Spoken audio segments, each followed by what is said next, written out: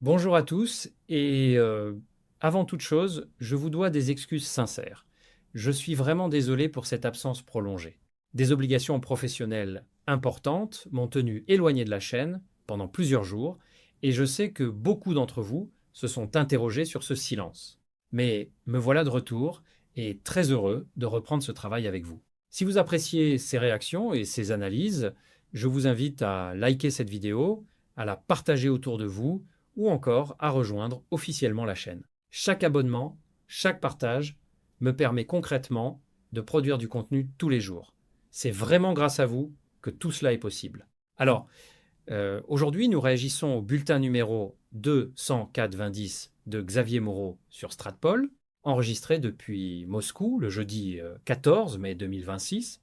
Et dès les premières secondes, Moreau nous rappelle une réalité que beaucoup en Occident préfèrent ignorer. Il est toujours à Moscou, il est toujours sous sanction. Ce détail, loin d'être anecdotique, illustre une vérité géopolitique profonde.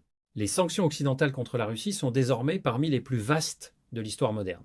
Selon la base de données Castellum AI, la Russie est aujourd'hui le pays le plus sanctionné au monde, dépassant l'Iran et la Corée du Nord. Pourtant, euh, l'effondrement économique annoncé ne s'est pas produit. Le Fonds monétaire international, dans son rapport d'avril 2025, estimait que l'économie russe avait enregistré une croissance de plus de 3,6% en 2024, ce qui signifie que le pari occidental d'isoler totalement Moscou n'a pas fonctionné comme prévu. L'histoire nous enseigne d'ailleurs qu'il en a souvent été ainsi. Cuba, soumis à l'embargo américain depuis plus de 60 ans, en est l'exemple le plus frappant. L'Iran, lui aussi sous sanctions massives depuis des décennies, continue d'exporter son pétrole par des canaux alternatifs. Les sanctions affaiblissent, certes, mais elles ne détruisent pas, surtout lorsqu'elles ne sont pas universelles et que les pays ciblés trouvent des partenaires commerciaux alternatifs. Moreau mentionne ensuite le jeudi de l'Ascension et il salue les catholiques qui le suivent. Ce n'est pas anodin.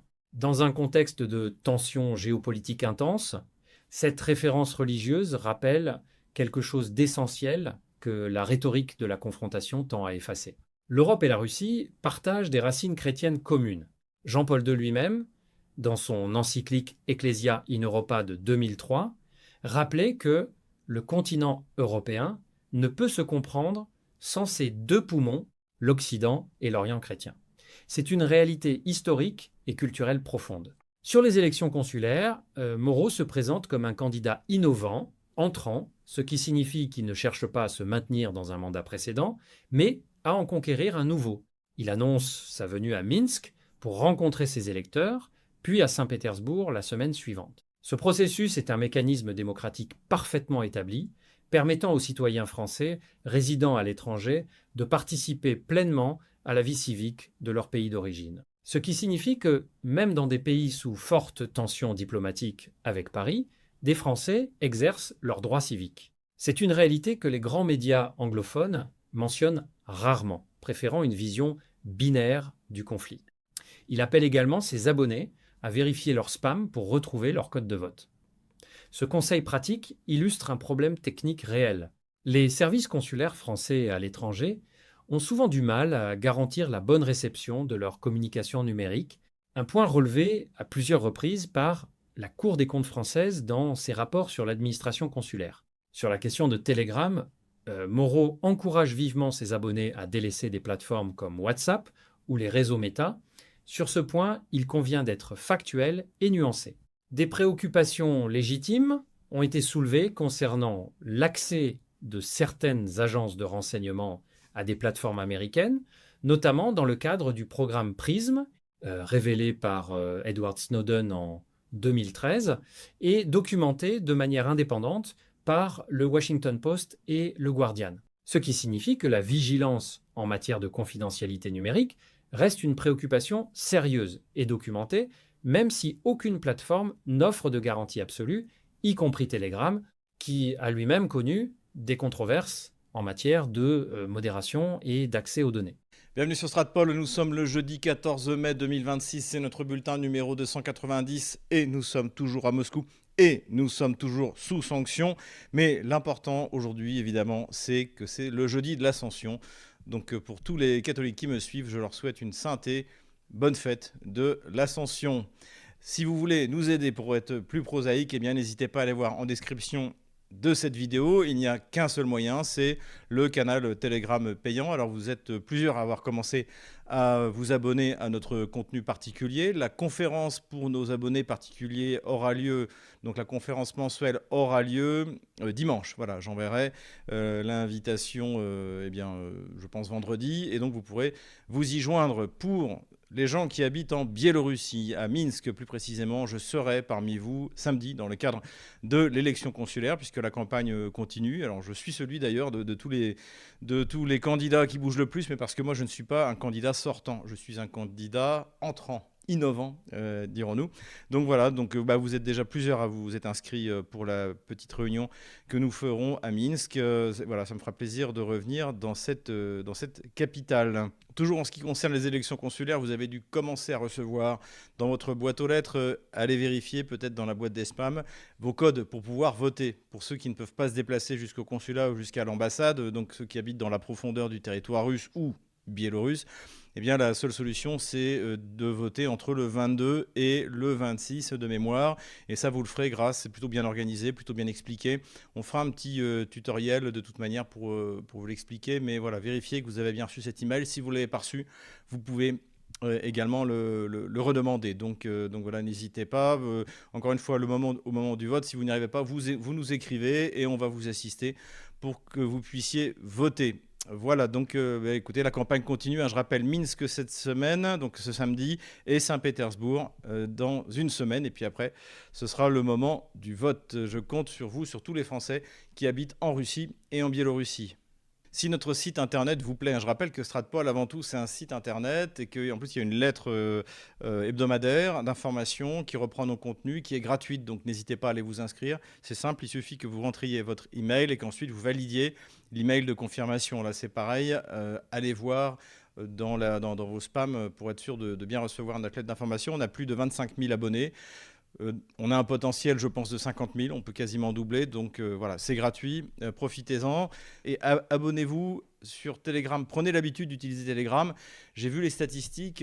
Vous êtes en France peu nombreux à utiliser Telegram. Vous privilégiez en plus ce qui sont des portes d'entrée de la CIA dans votre vie privée, des systèmes comme Meta, comme WhatsApp. Donc tout ça n'est pas très sérieux. Telegram, c'est quand même beaucoup mieux. D'ailleurs, même les Russes sont aux prises avec Telegram parce que, comme souvent les États, ils veulent tout contrôler. Voilà, je compte sur vous. On a besoin de votre aide. Encore une fois, j'ai tout reconstruit à peu près le système qui nous a permis de continuer à émettre malgré les sanctions en déménageant hors de la zone, des zones de l'occupation de l'Union européenne. Donc aux États-Unis, en Chine, etc. Maintenant, tout est à l'abri, mais il faut que vous y retourniez.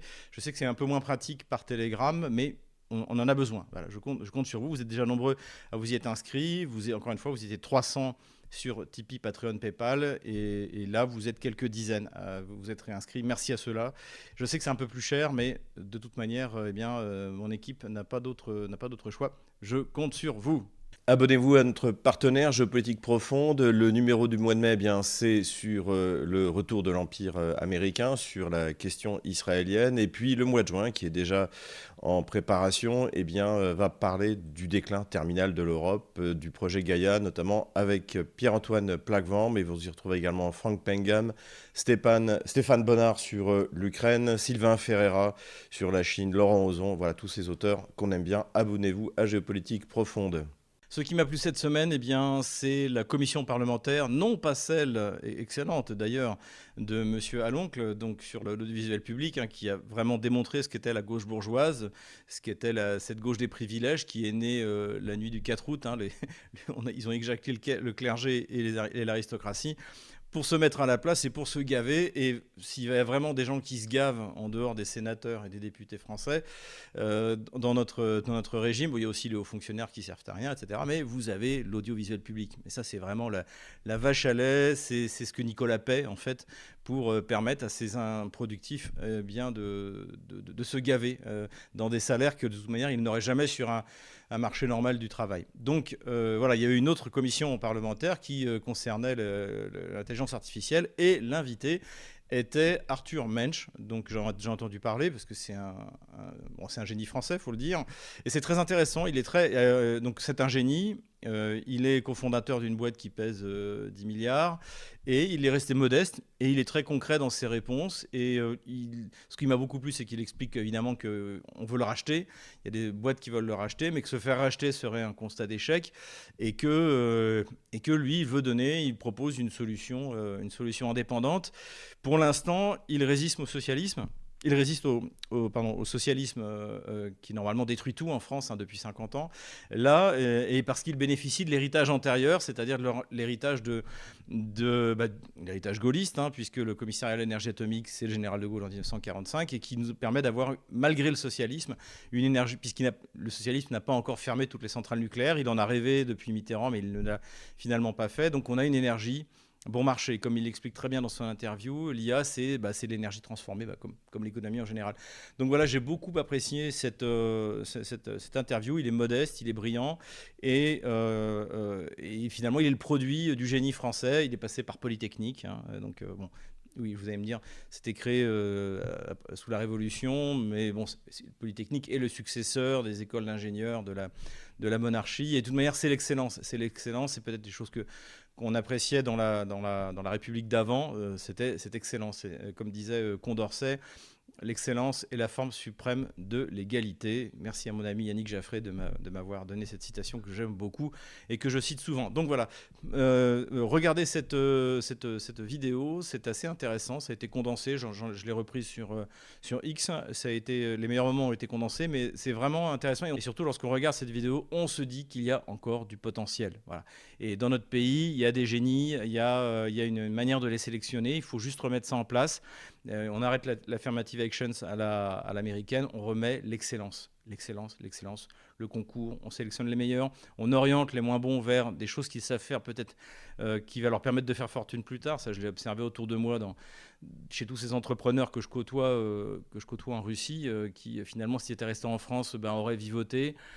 Aurait finalement fini, comme tout le monde, par chercher une subvention socialiste, et au lieu de ça, ils arrivent en Russie, ils font ce qu'ils savent faire, ils le font à la perfection, et ils font fortune. Voilà. Donc c'est cette France qui un jour, bien sûr, renaîtra. Je n'en doute pas.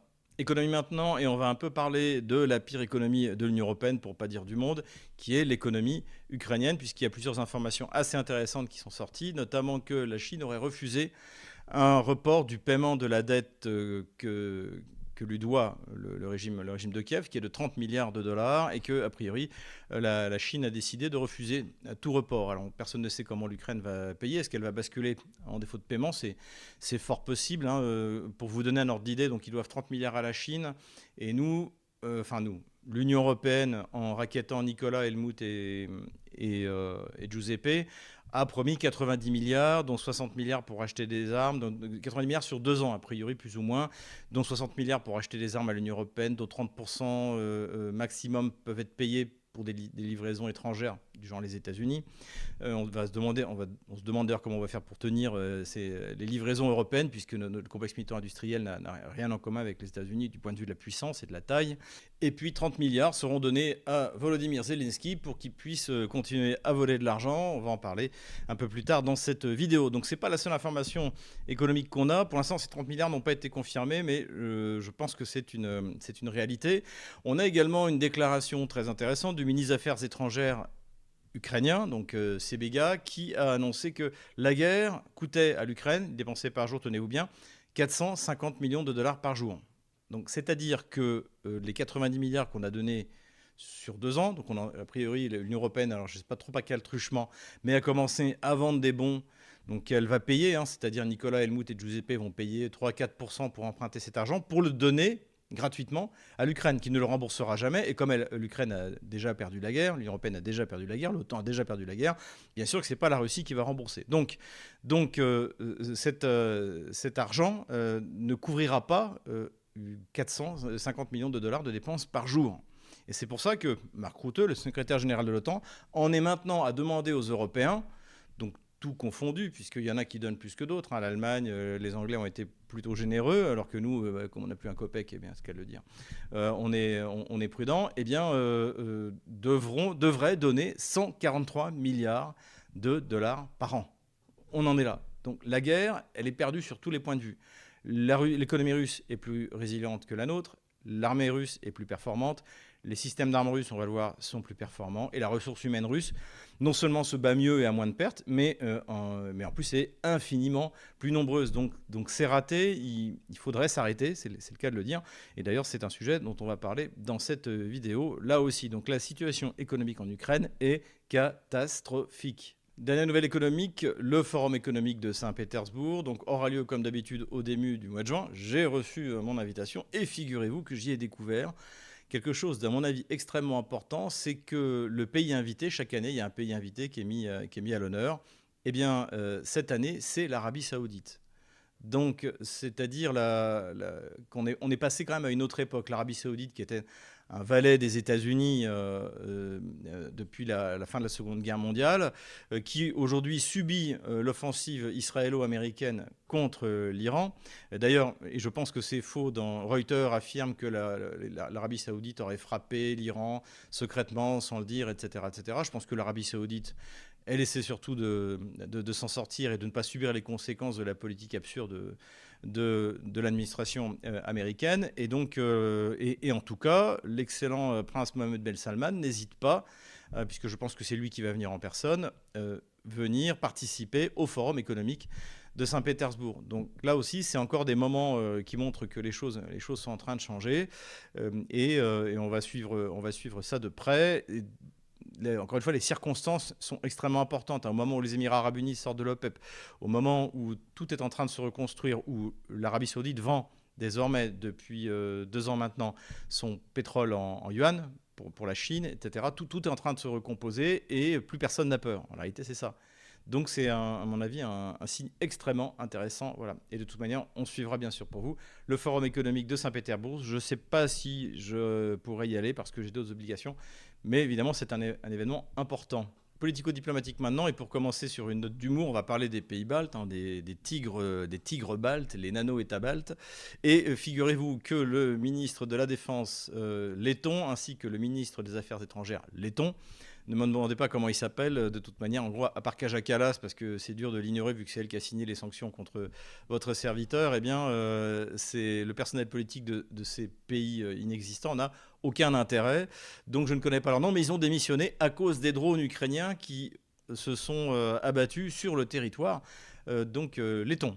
Et voilà, le problème, c'est que, comme on l'a expliqué, l'État kievien, pour éviter d'avoir à survoler 1000 km du territoire russe, pour frapper les infrastructures portuaires russes autour de la Baltique, eh bien, a décidé de survoler la Pologne et ensuite de remonter Lituanie, Lettonie, Estonie, et puis de se rabattre in fine sur les infrastructures russes. Bon, ça a marché la première fois, toujours comme souvent ça a été le cas, comme l'opération Toile d'araignée, c'est la surprise qui a joué. Depuis, les Russes se sont adaptés, mais les Otano-Kieviens, on devrait dire les Anglais, parce que je pense que c'est eux qui sont derrière ces frappes, on va dire semi-terroristes, eh bien, ont continué à survoler les territoires baltes, et ce qui fait que ça tombe sur le territoire balte. Alors, on se souvient que ça avait été très drôle d'ailleurs, c'est que ce ministre des Affaires letton avait convoqué l'ambassadeur de Russie pour se plaindre qu'il y ait des drones ukrainiens qui survolaient son territoire. Parce que s'ils survolaient le territoire, c'était pour aller frapper la Russie, donc c'était la faute de la Russie, puisque c'est elle qui avait déclenché l'opération militaire spéciale. Il faut penser comme un balte, en fait, c'est très compliqué, mais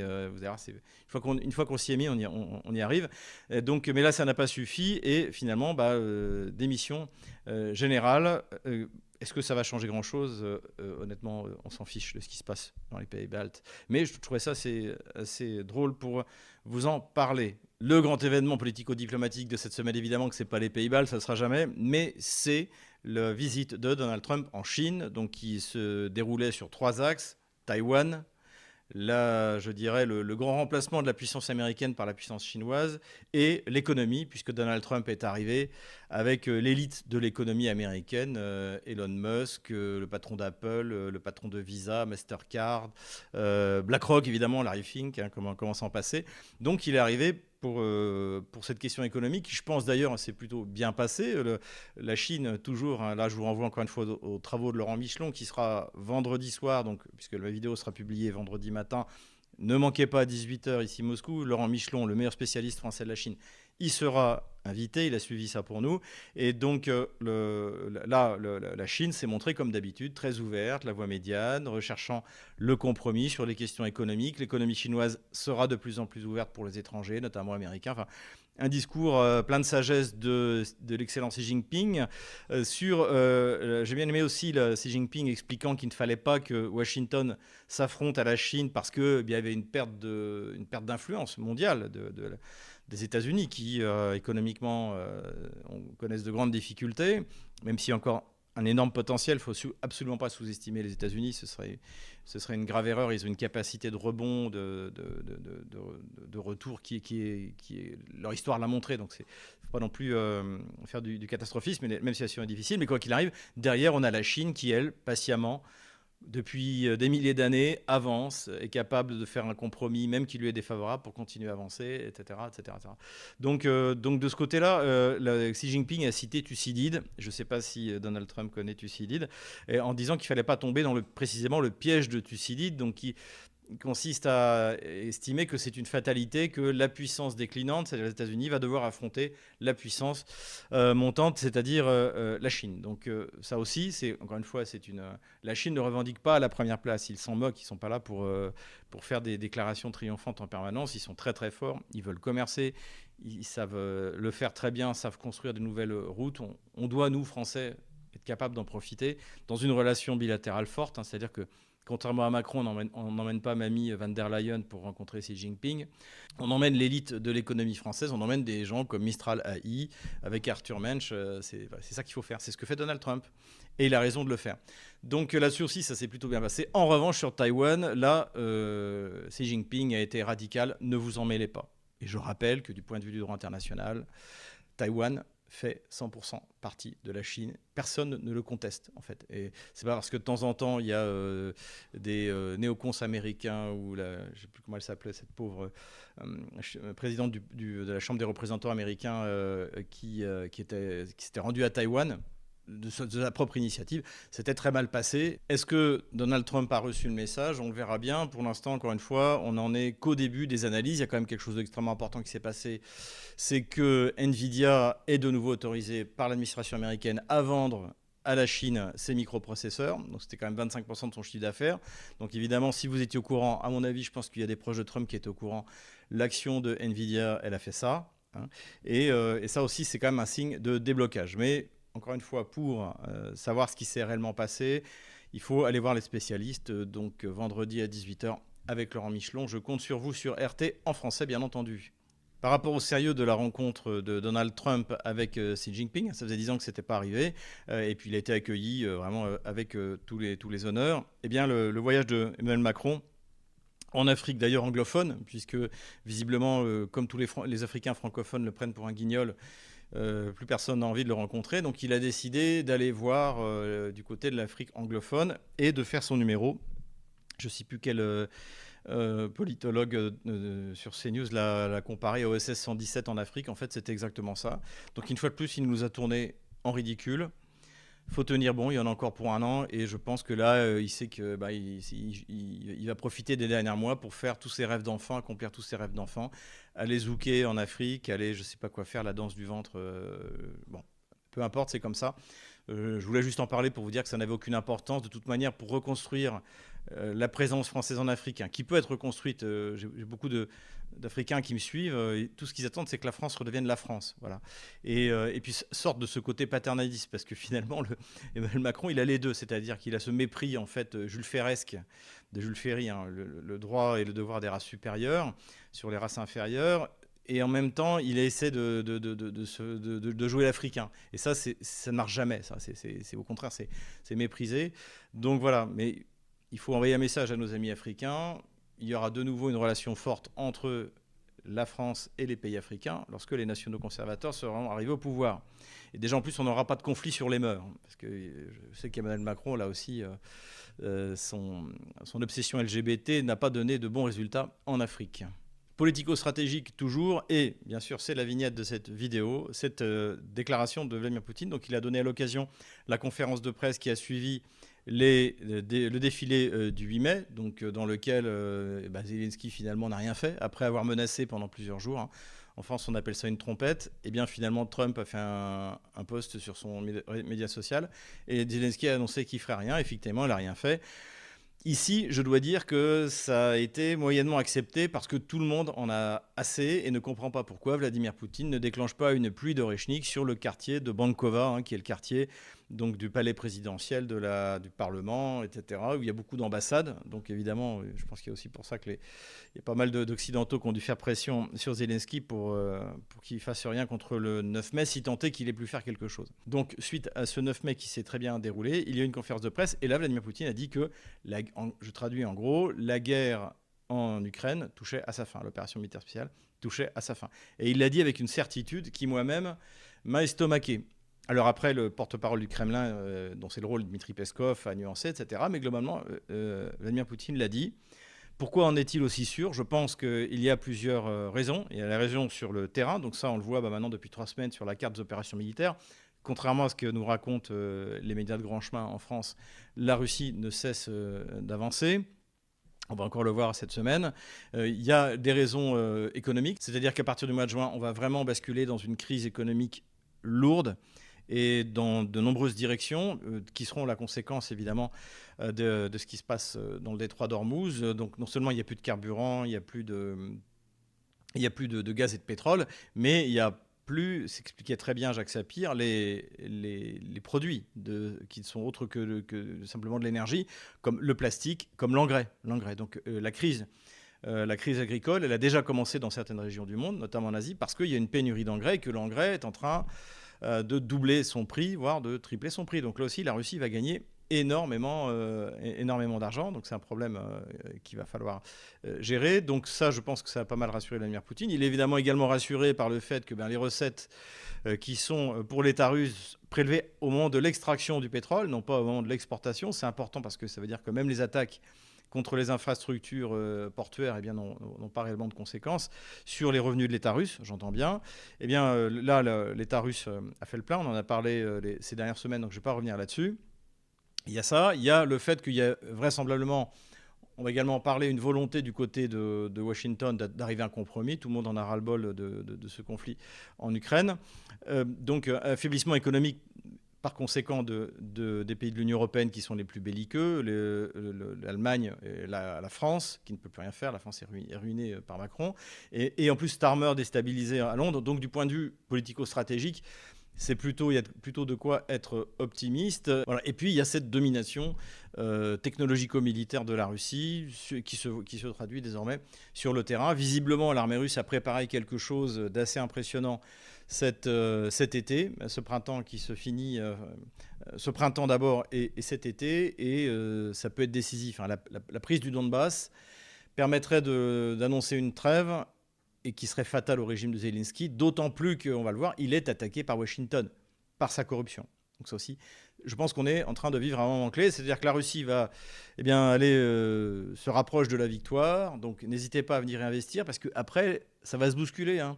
Je parlais avec des hommes d'affaires américains, ils attendent le feu vert de Donald Trump. Et eux, du jour au lendemain, ils vont arriver, ils vont tout prendre. Malheureusement, nous, il faudra demander l'autorisation à la Pologne et aux États baltes.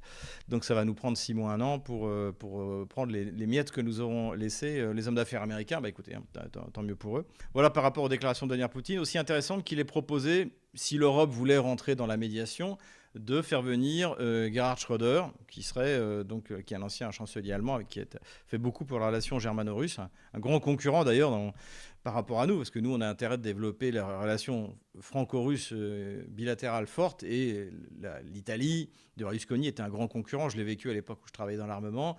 Et puis, évidemment, si l'Allemagne, tout d'un coup, décide de se rapprocher de la Russie, pour nous, c'est une catastrophe. Donc voilà. Il y en a petit à petit, on sent quand même des signes qui veulent recommencer à discuter avec les Russes. Le président, pourtant russophobe, maladif, Stubb, de Finlande a dit que oui, il faudrait peut-être reprendre langue avec la Russie, il serait peut-être temps de négocier, etc. Donc voilà, en tout cas, Vladimir Poutine avait semblé très sûr de lui. J'espère, ça m'a surpris. J'espère que, il a raison de l'être, et ça correspondrait à ma prévision de l'année dernière, c'est-à-dire que le conflit, en tout cas les combats, pourraient cesser en 2026, à suivre sur Stratpol. Dernière nouvelle politico-stratégique, eh bien, simultanément à la rencontre de Trump en Chine, eh bien, il y a eu la rencontre des ministres des Affaires étrangères, des BRICS, donc ils se sont réunis à New Delhi en Inde. Et ce qui est intéressant, c'est que, eh bien évidemment, les différents pays sont représentés, notamment l'Iran. Le ministre Araghchi des Affaires étrangères iranien était présent. On ne sait pas s'il a rencontré son homologue émirati, mais en tout cas, ça prouve que, encore une fois, les BRICS deviennent petit à petit le centre du monde. C'est plus seulement le sud global, c'est le monde réel. Nous voilà donc à la minute 25 de ce bulletin de Stratpol et Xavier Moreau aborde plusieurs sujets brûlants qui méritent qu'on s'y arrête sérieusement et méthodiquement. Premier sujet, la réunion des ministres des Affaires étrangères des BRICS à New Delhi. Moreau affirme que les BRICS deviennent le centre du monde, que ce n'est plus seulement le sud global, mais le monde réel. C'est une formulation forte, sûrement un peu trop absolue dans sa forme, mais qui reflète une tendance de fond bien documentée. Les BRICS, après leur élargissement historique de 2024, qui a intégré l'Arabie saoudite, les Émirats arabes unis, l'Iran, l'Égypte et l'Éthiopie, représentent désormais plus de 40% du PIB mondial en parité de pouvoir d'achat. Le Wall Street Journal, dans plusieurs analyses récentes, a reconnu que le poids économique collectif de ces nations recompose les équilibres géopolitiques mondiaux. La présence du ministre iranien des Affaires étrangères à ce sommet, aux côtés de ses homologues des pays du Golfe, avec lesquels Téhéran entretient des relations traditionnellement difficiles, illustre à elle seule la profondeur de ces recompositions. Ce qui signifie que nous assistons bel et bien à un rééquilibrage historique des alliances économiques et politiques mondiales, même si ce processus est encore loin d'être achevé et que de profondes tensions subsistent au sein de ce groupe. Deuxième point, Moreau aborde la question de Friedrich Merz en Allemagne et du projet de fabrication de drones longue portée, capables de frapper à 1500 km à l'intérieur du territoire russe dans le cadre d'une coopération germano-ukrainienne. Moreau utilise le terme de terrorisme pour qualifier cette démarche allemande. Atténuons ici le propos, tout en conservant l'essentiel de la préoccupation. La livraison d'armement à un pays en guerre est une pratique ancienne, encadrée par le droit international. Cependant, ce qui soulève de véritables questions juridiques et éthiques, c'est la nature des cibles envisagées.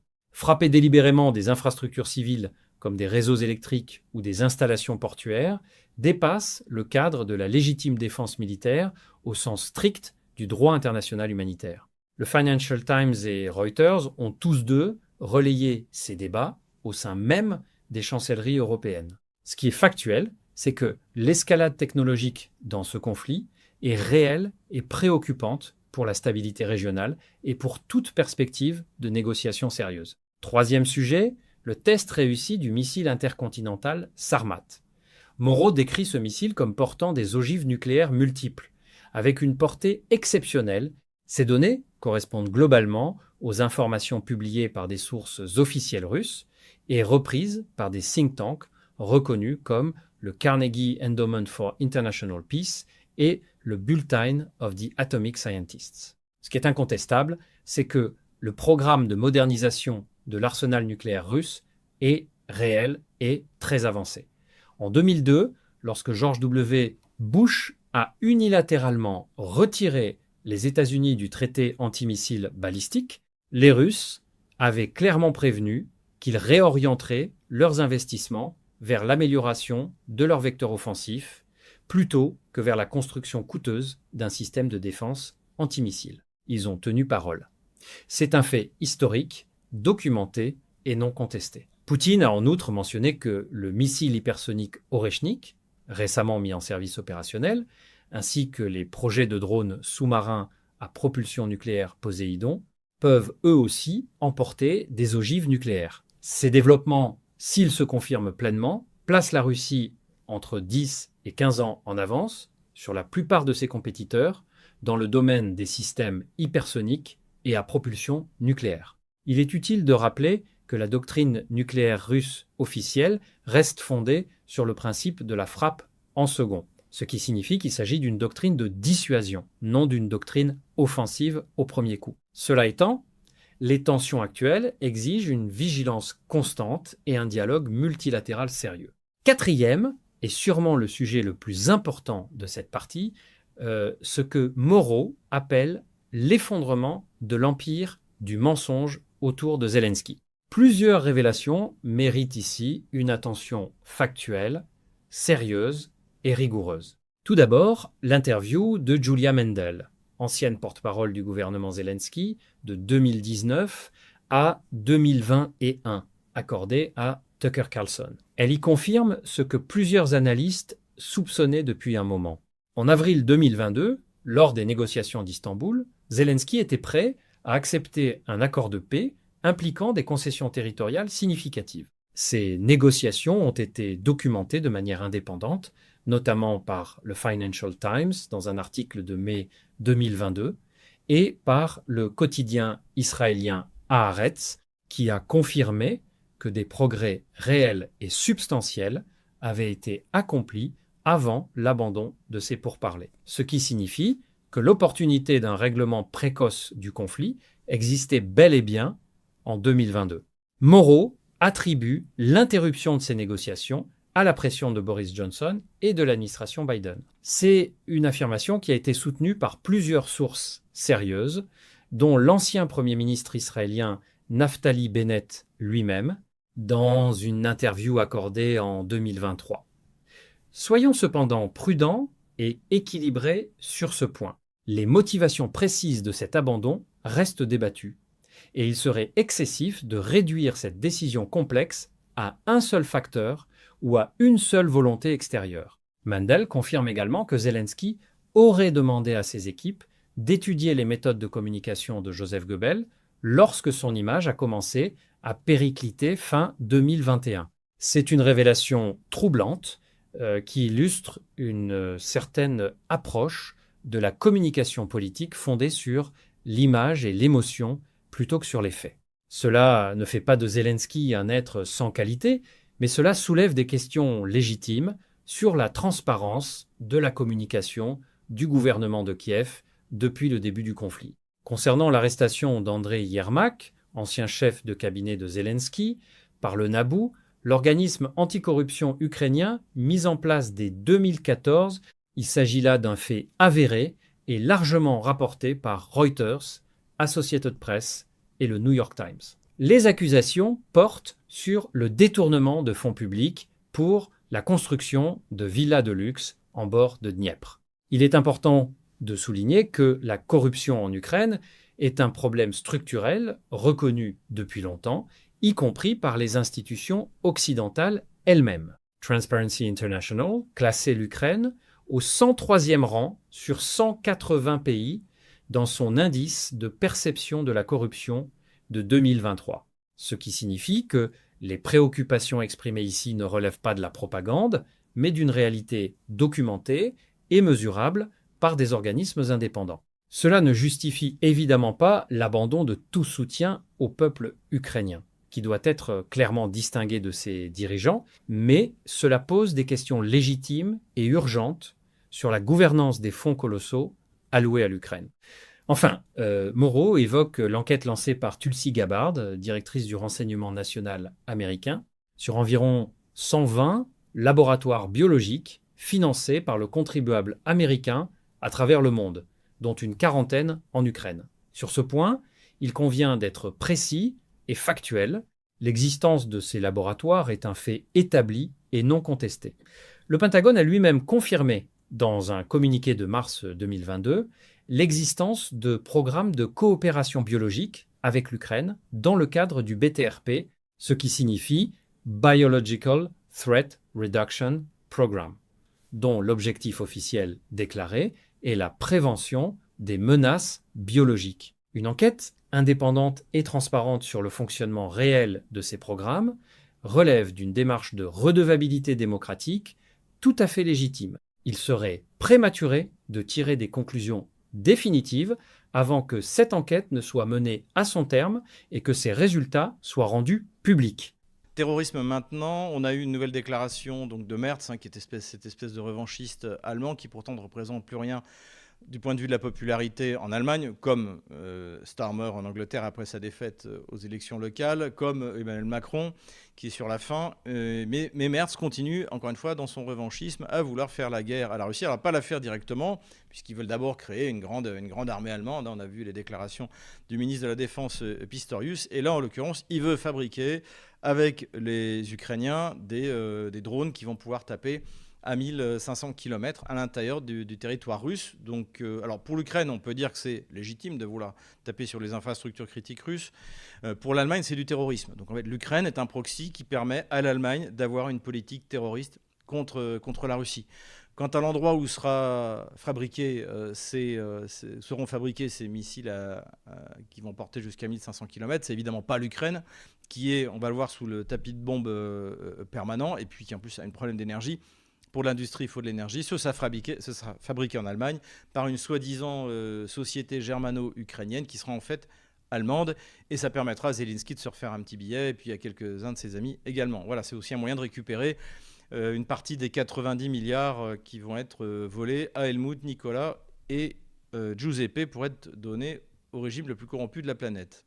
Armement maintenant, et bien sûr, le grand événement militaire-industriel, c'est le test réussi, après 2 échecs, si je me souviens bien, du missile Sarmat, qui est le nouveau missile intercontinental russe, donc qui porte jusqu'à 35 000 km et qui peut, d'après ce qui a été dit, emporter une charge militaire, c'est-à-dire une charge nucléaire, 4 fois plus puissante que ses concurrents. Donc si son concurrent, c'est le missile français, ça veut dire qu'il pourrait y avoir entre 3 et 4 mégatonnes embarquées, donc avec des ogives multiples, c'est quand même beaucoup. Donc, je n'ai pas encore tous les détails techniques, mais en tout cas, ce qui est clair, c'est que c'est un test réussi. Ça a été reconnu comme tel par la communauté internationale, comme on dit. Les Russes, comme le veulent les accords internationaux, a prévenu les pays, notamment les pays nucléaires, comme les États-Unis ou la France, qu'ils allaient faire un essai. Donc, et c'est réussi.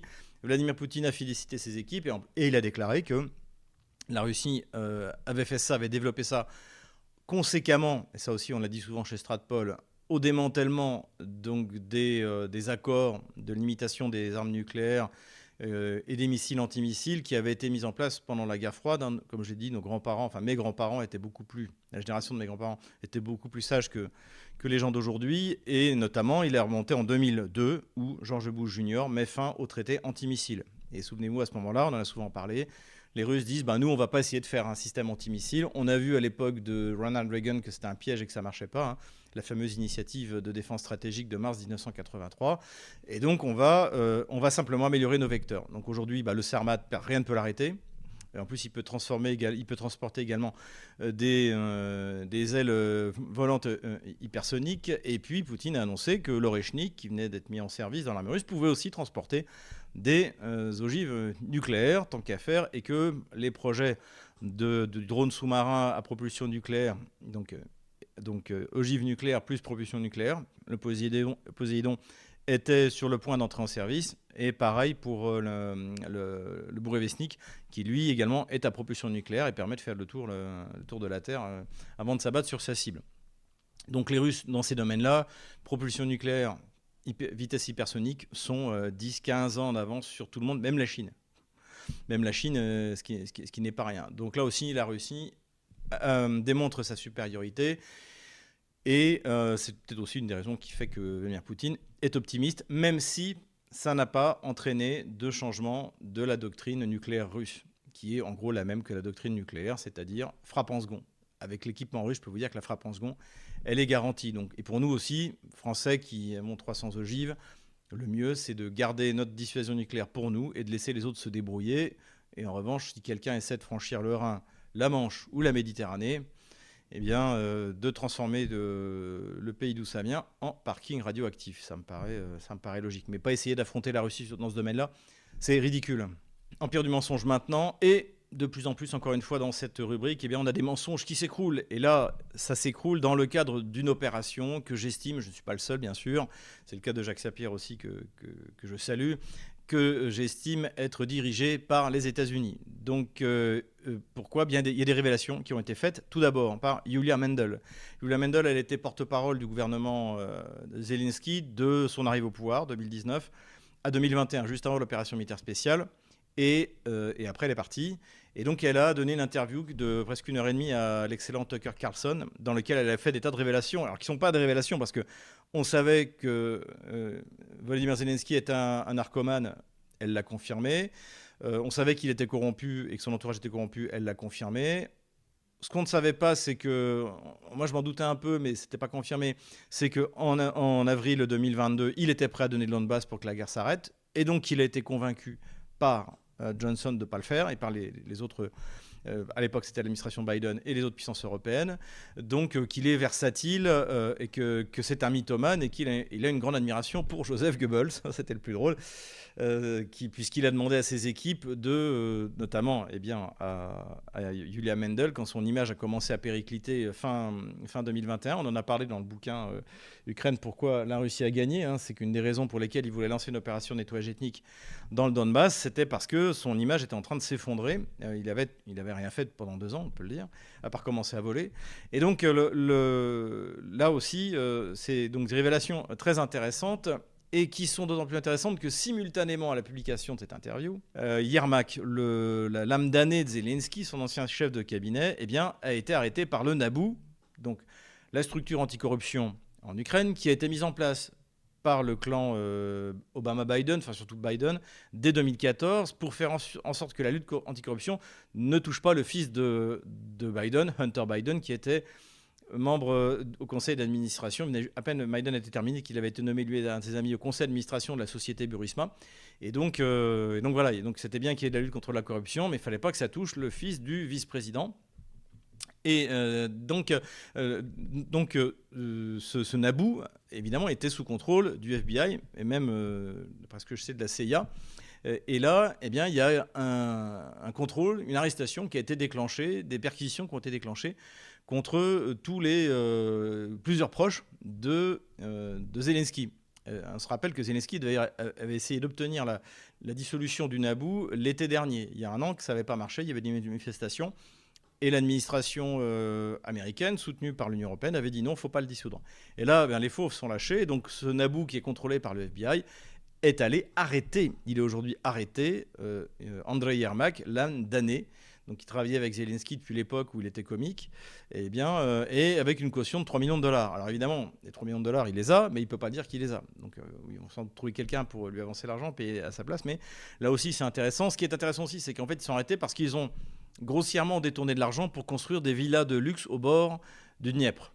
Voilà, si on a vu l'image de ces villas de luxe en pleine construction. Et puis il y a eu des écoutes téléphoniques. On en apprend beaucoup sur les mœurs, encore une fois, à la fois avec Yulia Mendel et avec ses procès, sur les mœurs au sein de l'équipe Zelensky, notamment que Yermak consultait une voyante en permanence avant de nommer des responsables.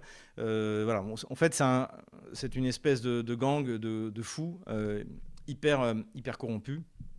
Et c'est ça que Nicolas Pay, encore une fois, avec l'argent que Emmanuel Macron a donné, avec le soutien de tous les partis du Parlement, au Parlement français, hein, dont Marine Le Pen et le RN, je le rappelle, eh bien, voilà à quoi c'est asservi. Et, encore une fois, en plus de ça, simultanément donc, à ces 2 opérations, donc en plus, j'ai oublié, mais Yulia Mendel avait accusé Yermak d'être dangereux. Elle se sentait menacée par Yermak.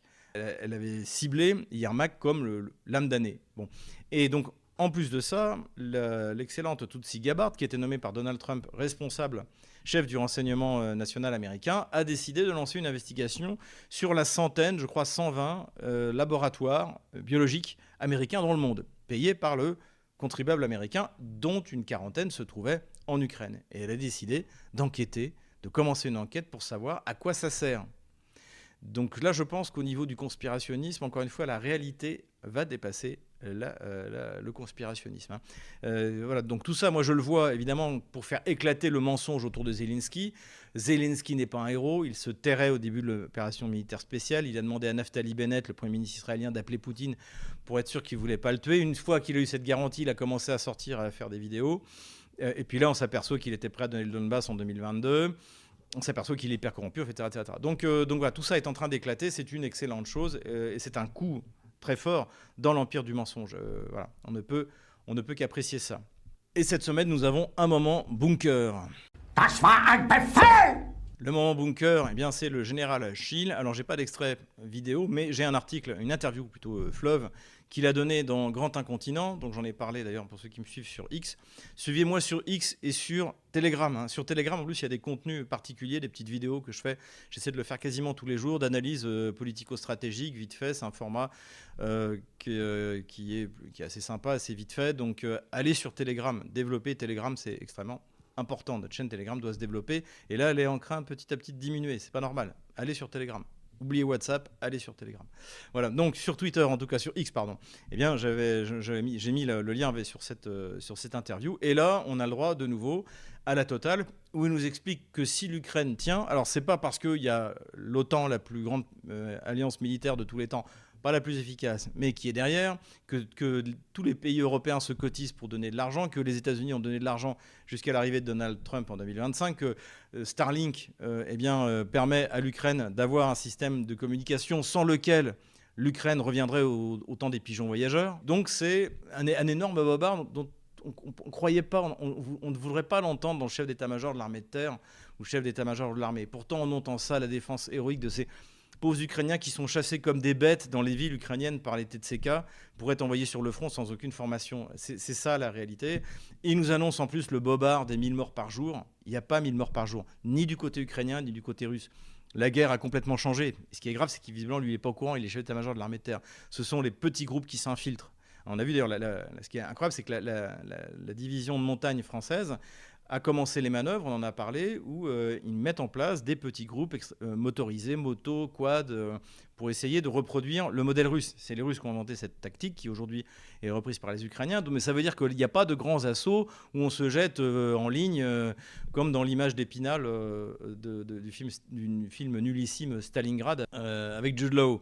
Donc ça n'existe pas. Et lui, il y croit toujours. Il croit toujours qu'il y a 1000 morts par jour. Il ne peut pas y avoir 1000 morts par jour. On parle c'est des chiffres qu'on entendait au moment de la Première Guerre mondiale. Aujourd'hui, ce n'est pas le cas. C'est des assauts par des petits groupes extrêmement mobiles avec énormément de drones. Le seul moment où tout d'un coup il y a des masses de morts, c'est quand les Russes découvrent un spot de dronistes et qui balancent une bombe planante, ce que les Ukrainiens ne peuvent pas faire. C'est ça, où tout d'un coup ils se prennent une bombe de 3 tonnes sur la tête. Donc là vous avez des équipes de dizaines de dronistes qui sont éliminés d'un seul coup. Mais déjà il faut les repérer. Donc c'est pas tous les jours. Donc en fait c'est du n'importe quoi et il dit ça. Et donc il nous sort toute une série de bobards et c'est très inquiétant. C'est très inquiétant, d'autant plus que sa conclusion lui demande mais qu'est-ce qu'il faut faire.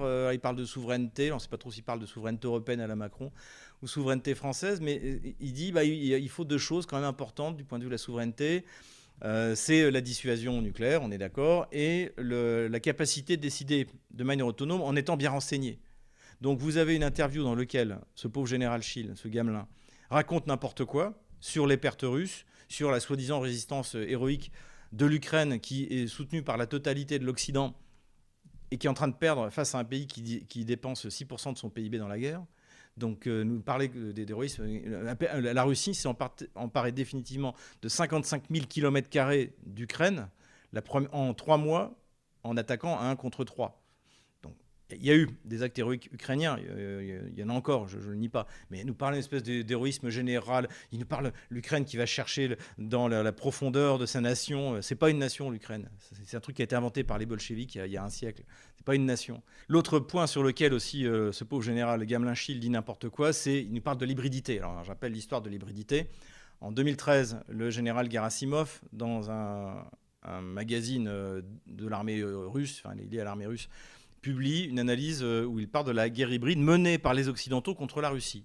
À partir de là, certains chercheurs occidentaux inversent l'accusation et disent les Russes ont sorti leur théorie de la guerre hybride. Et donc ce que Gerasimov qui aujourd'hui commande les troupes russes, décrivait des agissements occidentaux, c'est-à-dire guerre hybride, c'est-à-dire révolution de couleur, ingérence, etc., etc., les Occidentaux l'ont attribué aux Russes. Et notre Gamelin Schill, lui, ne trouvait rien de mieux de dire que c'est aujourd'hui, en fait, on est dans la domination de l'hybridité.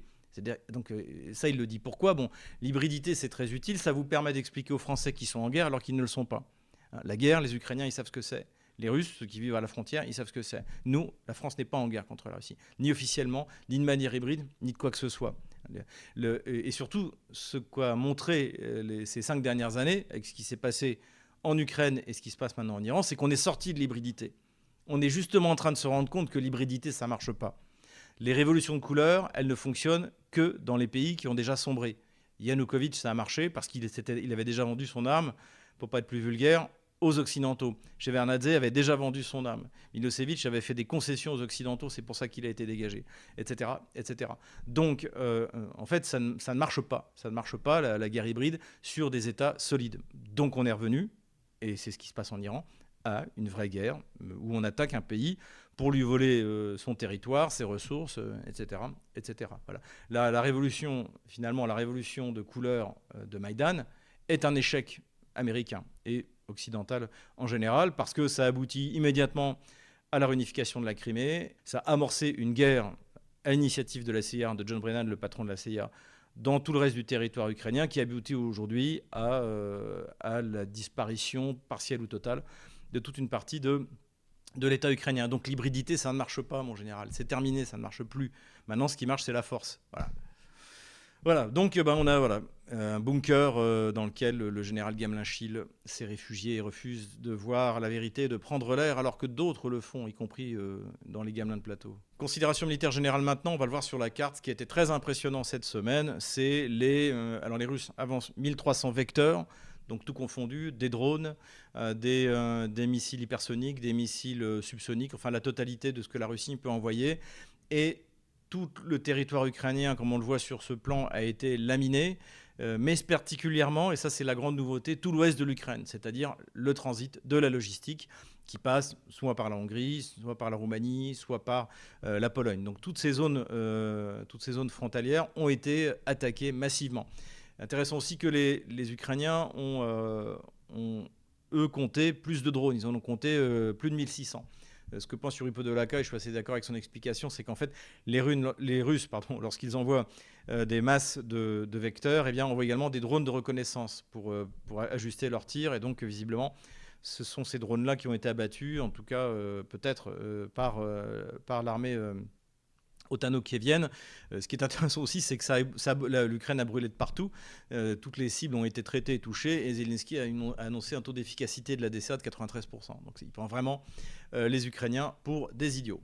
Voilà, en tout cas, c'est l'attaque la plus massive contre le territoire ukrainien et les forces otano-kieviennes depuis le début de l'opération militaire spéciale.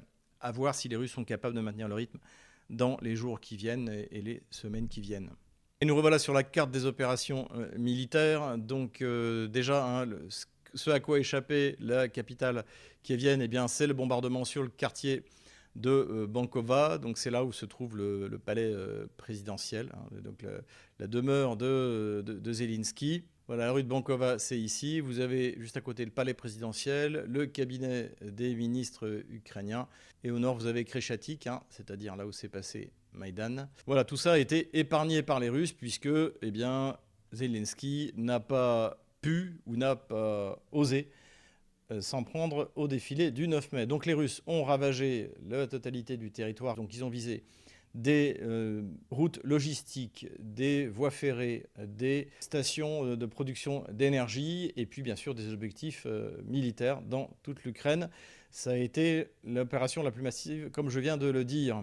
Du côté ukrainien, on n'a quasiment rien observé de sérieux en direction de la Russie. Enfin, il y a eu une tentative au lendemain de la trêve le 11 mai, le lendemain du 11 mai, mais il n'y a pas eu d'impact significatif de ces frappes dans la profondeur. Et les Russes, eux, continuent d'avancer sur la ligne de front. Alors, à l'exception la partie ouest du front de Zaporozhye. Zaporozhye est ici, où là, les Ukrainiens ont lancé une contre-offensive. Cela dit, d'après les informations que je viens d'avoir avant de préparer cette vidéo, a priori, les Russes seraient déjà eux-mêmes de lancer leur contre-offensive contre cette offensive. Voilà.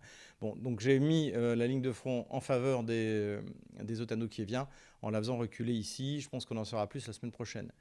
Les Russes, eux, continuent de pousser en direction de Zaporozhye et ils se seraient emparés de Gouliapolsk, ici. Hein, ne pas confondre avec Gouliapol.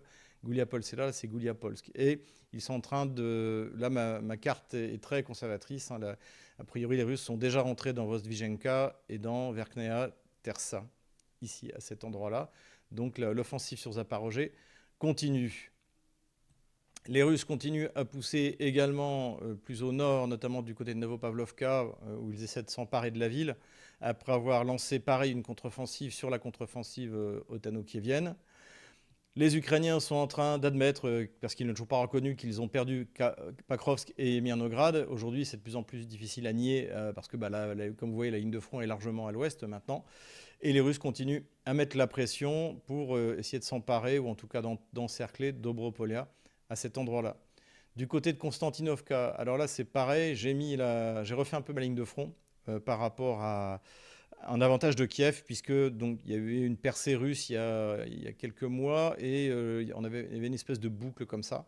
Mais on ne sait pas trop. On ne sait pas trop s'il y a encore des forces russes. Encore une fois, aujourd'hui c'est des infiltrations, donc on ne sait pas trop si les Russes sont encore là ou pas, ou si c'est contrôlé par les Kieviens, ou si c'est une zone qui n'appartient à personne, hein, qui est sous le contrôle des équipes de drones avec des petites équipes cachées à droite à gauche. Donc j'ai mis la ligne de front ici à l'avantage de l'armée otano-kievienne. Je l'ai fait reculer donc du côté de Viro-Lubiovka, avec cet endroit-là.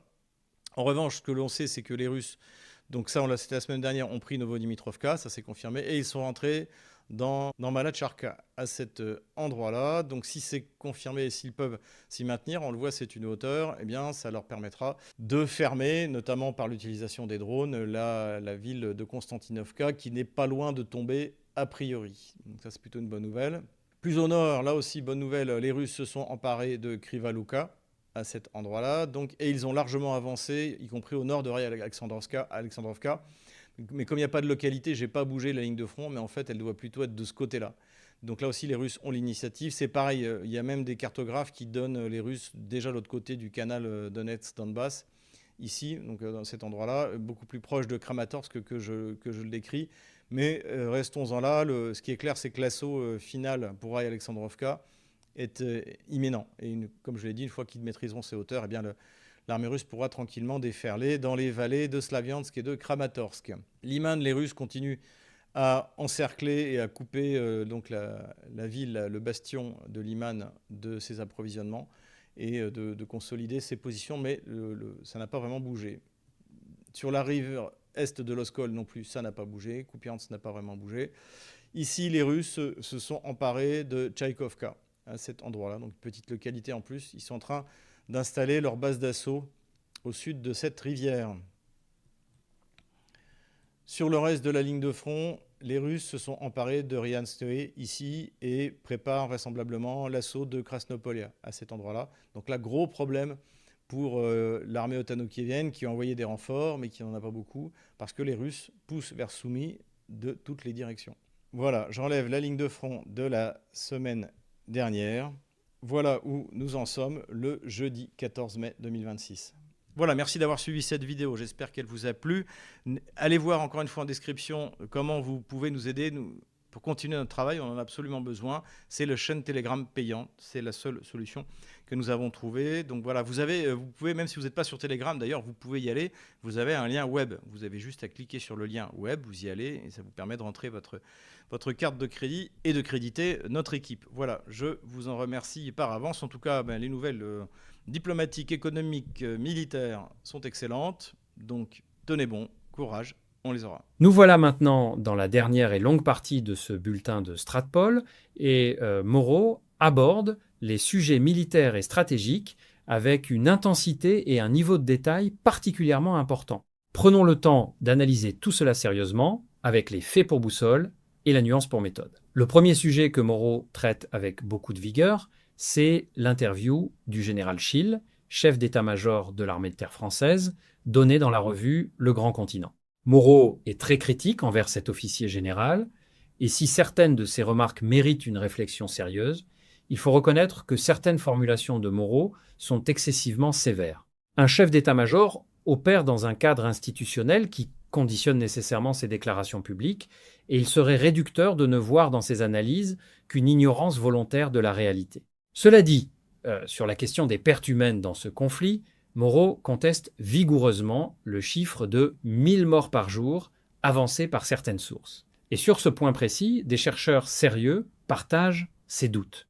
L'Oryx Project, organisation indépendante spécialisée dans l'analyse des pertes matérielles en Ukraine, a régulièrement mis en garde contre l'inflation des chiffres de pertes de part et d'autre. Le Kiel Institute for the World Economy, en Allemagne, a lui-même publié des analyses soulignant que les estimations de pertes humaines dans ce conflit sont extrêmement difficiles à vérifier de manière indépendante et fiable. Ce qui signifie que la prudence s'impose face aux chiffres avancés par les différentes parties, qu'elles soient pro-russes ou pro-ukrainiennes. La guerre moderne, dominée par les drones, les frappes de précision et les petites unités mobiles et dispersées, a effectivement transformé en profondeur la nature des combats et le niveau des pertes humaines par rapport aux grandes batailles de masse du XXe siècle. C'est un point sur lequel des analystes militaires, aussi différents que ceux de l'Institute for the Study of War à Washington, et les chercheurs de l'IISS à Londres, s'accordent de façon générale. Moreau mentionne d'ailleurs que la division de montagne française a commencé à expérimenter des manœuvres avec des petits groupes motorisés sur motos et quads, s'inspirant du modèle de combat développé sur le terrain ukrainien et russe. C'est un signal intéressant et révélateur de l'évolution tactique en cours. Sur la question de la guerre hybride, Moreau s'inscrit en faux contre certaines lectures de l'article du général Gerasimov, publié en 2013 dans une revue militaire russe, et là encore, il n'a pas tort sur le fond analytique. Des chercheurs occidentaux sérieux, comme Marc Galeotti, qui est très loin d'être un admirateur inconditionnel de Moscou, ont reconnu publiquement qu'il y avait eu une mauvaise lecture de cet article. Gerasimov décrivait les méthodes qu'il attribuait aux Occidentaux dans leur gestion des révolutions de couleur et des printemps arabes. Il ne prescrivait pas une doctrine offensive russe. C'est une nuance analytique importante que les médias dominants ont souvent négligée ou simplifiée pour des raisons de commodité narrative. Ce qui signifie que le concept de guerre hybride a parfois été utilisé de manière approximative et instrumentalisée pour désigner des réalités très différentes selon les intérêts de celui qui l'emploie. Moreau ajoute que les révolutions de couleur ne fonctionnent que dans des États déjà fragilisés de l'intérieur, comme ce fut le cas en Géorgie avec Shevardnadze, en Ukraine avec Yanukovych ou en Serbie avec Milošević. C'est une lecture qui trouve un écho dans plusieurs travaux académiques sérieux sur les transitions politiques en Europe de l'Est. Passons maintenant à la situation militaire sur le terrain, que Moreau décrit avec le détail et la méthode d'un analyste habitué à cette lecture opérationnelle et cartographique semaine après semaine. Il mentionne l'attaque massive russe d'environ 1300 vecteurs, ce qui signifie drones, missiles hypersoniques et missiles de croisière, ayant ciblé l'ensemble du territoire ukrainien et particulièrement les corridors logistiques à l'ouest du pays, près des frontières polonaises, roumaines et hongroises. Cette offensive est présentée comme la plus massive depuis le début des opérations militaires en 2022. Des sources indépendantes ont effectivement documenté une intensification significative des frappes russes au cours de cette période. Moreau note que les Ukrainiens ont de leur côté comptabilisé plus de 1600 vecteurs, incluant vraisemblablement des drones de reconnaissance russes utilisés pour ajuster les tirs en temps réel. Ce qui signifie que la supériorité numérique russe en termes de vecteurs aériens est désormais une réalité difficile à contester sérieusement. Zelensky a annoncé un taux d'interception de 93%, un chiffre que Moreau juge invraisemblable et que plusieurs analystes militaires occidentaux ont eux-mêmes qualifié d'improbable au regard de la saturation des systèmes de défense antiaérienne ukrainiens. Sur le front de Zaporijjia, Moreau signale la prise de Gouliepolsk par les forces russes et leur progression en direction de la ville de Zaporijjia elle-même, nœud logistique et industriel majeur. Les Ukrainiens ont tenté une contre-offensive dans cette zone et Moreau indique que les Russes y ont répondu rapidement et efficacement. C'est le schéma classique d'une guerre d'usure dans laquelle l'initiative tactique oscille localement, mais où la pression générale reste structurellement dans un seul sens. Il mentionne également la progression russe vers Vostvidjenka et Verkhnia Tersa dans cette même zone, soulignant que sa carte reste volontairement conservatrice en attendant confirmation. Du côté de Konstantinovka et de l'axe Kramatorsk-Slaviansk, Moreau est particulièrement attentif aux récentes avancées russes. La confirmation de la prise de Novodimirovka et l'entrée dans Malacharka sont, selon lui, potentiellement décisives. Ces positions en hauteur permettraient aux forces russes de contrôler les voies d'accès à Konstantinovka depuis le nord et d'accélérer la pression sur Kramatorsk et Slaviansk. Ces deux villes constituent des bastions défensifs ukrainiens majeurs dans le Donbass depuis 2014, et leur situation est de plus en plus scrutée par les analystes militaires, y compris ceux de l'Institute for the Study of War à Washington, qui reconnaît lui-même la pression russe croissante dans cette zone, même si ses conclusions restent formulées prudemment. Plus au nord, du côté de Liman, Moreau observe une consolidation progressive des positions russes autour de la ville, avec des tentatives méthodiques d'encerclement pour couper ses approvisionnements. Sur la rivière Oskol et autour de Kupiansk, la situation est décrite comme plus stable cette semaine, mais la prise de Tchaïkovka par les Russes et l'installation de nouvelles bases d'assaut au sud de la rivière indiquent une préparation systématique pour de futures opérations offensives dans cette direction. Moreau mentionne également la prise de Krivaluka et les avancées significatives au nord de Ryalsk-Alexandrovka, dont la chute potentielle serait, selon lui, le prélude à une déferlante russe dans les vallées de Slaviansk et Kramatorsk. Sur le front de Soumy, en cours de pression depuis plusieurs directions, Moreau note que les Russes poussent de façon coordonnée, forçant Kiev à envoyer des renforts dans une zone où la défense en profondeur est structurellement difficile. Moreau revient ensuite sur les déclarations de Vladimir Poutine, affirmant que la guerre touche à sa fin, avec une certitude qui, dit-il, l'a lui-même estomaqué. Soyons prudents ici. Des déclarations similaires de clôture imminente ont été faites à plusieurs reprises par différentes parties au cours de ce conflit, sans que la réalité du terrain n'ait suivi immédiatement. Ce qui est incontestable, en revanche, c'est que plusieurs éléments convergent dans une même direction et méritent une attention sérieuse. La situation économique ukrainienne est fragile. Le Financial Times rappelait récemment que l'Ukraine dépense environ 4,50 millions de dollars par jour pour maintenir son effort de guerre, un rythme que les aides occidentales peinent à couvrir durablement. La fatigue des soutiens occidentaux est documentée par des sondages réguliers en Allemagne, en France et aux États-Unis.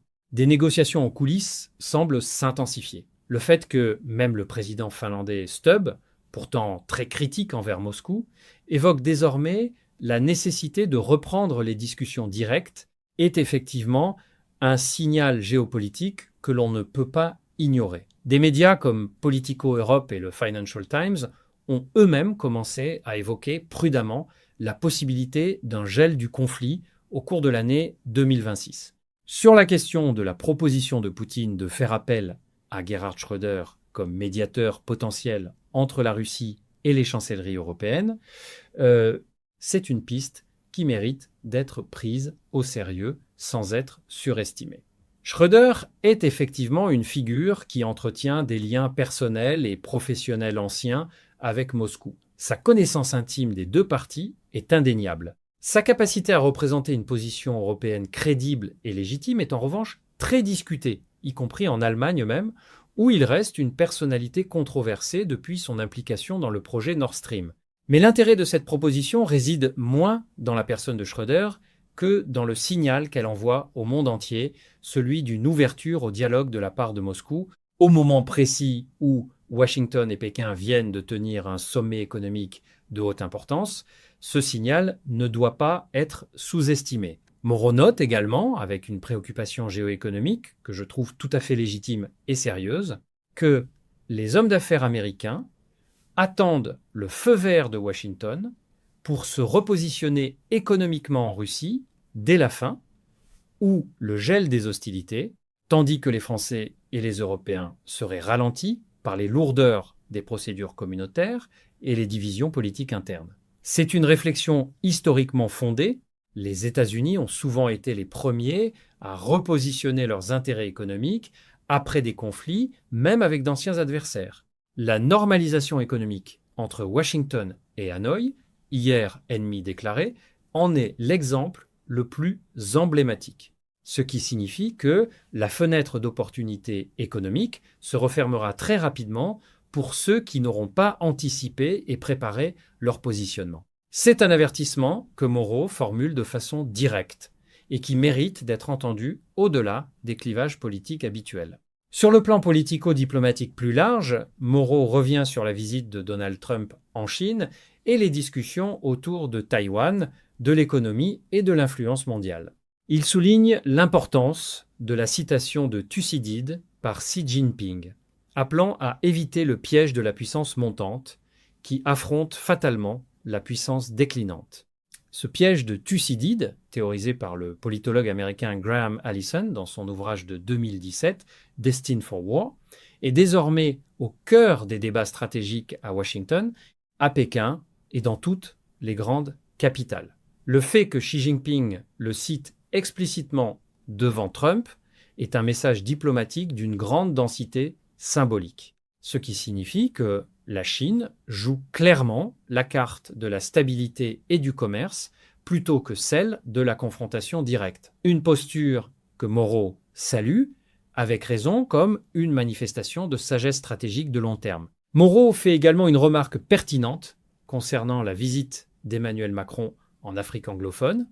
Sans entrer dans les formulations les plus caricaturales utilisées par Moreau, force est de constater que le recul de l'influence française en Afrique francophone est un fait documenté et reconnu par les analystes français eux-mêmes. La sortie du Mali, du Burkina Faso et du Niger de l'orbite française ces dernières années, ainsi que les difficultés rencontrées au Sénégal et au Tchad, illustrent une réalité structurelle que ni les visites présidentielles ni les déclarations de bonne volonté ne suffisent à renverser à court terme.